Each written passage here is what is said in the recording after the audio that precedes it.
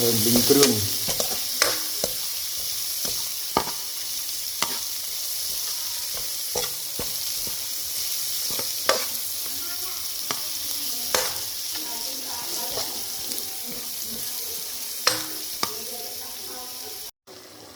chop này ở đây hố vậy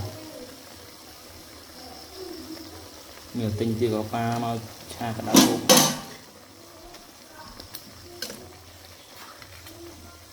có pha ní thôm phê chết nó mũi to bay rồi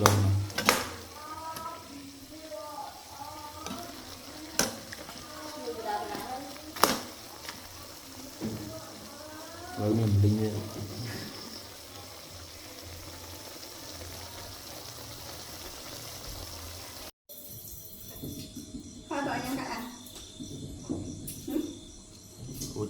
sao cái này Hả?